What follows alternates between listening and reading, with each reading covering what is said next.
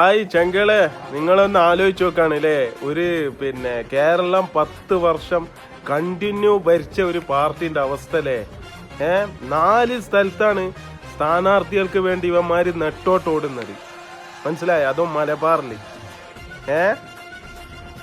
തിരുവനന്തപുരം, കാസർഗോഡ്, വള്ളിക്കുന്ന്, താനൂര്, ഈ 4 സ്ഥലത്താണ് ഇവന്മാർക്ക് സ്ഥാനാർത്ഥികളെ കിട്ടാതെ നെട്ടോട്ട് ഓടുന്നത്. നിങ്ങളൊന്ന് ആലോചിച്ച് നോക്കാണല്ലേ. ഒരു കേരളം ഭരിച്ച പാർട്ടിന്റെ ഒരു ഗതികേട്. അതിൽ ഒരു കാര്യം നമ്മൾ എടുത്തു പറയണം. താനൂരെന്ന് പറഞ്ഞു കഴിഞ്ഞാൽ ഒരു മന്ത്രിന്റെ മണ്ഡലം കൂടെ ആയിരുന്നു.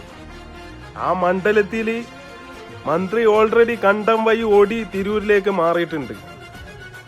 ബഹുമാനപ്പെട്ട മന്ത്രിനോടാ പറയുള്ളത്, തിരൂരല്ല ധർമ്മടത്ത് പോയാലും മന്ത്രി വി അബ്ദുറഹ്മാൻ 8 നിലയിൽ പൊട്ടിയിരിക്കും തീർച്ചയായിട്ടും. ഈ വാക്ക് നിങ്ങൾ സ്റ്റാർ ഇട്ട് വെച്ചോ.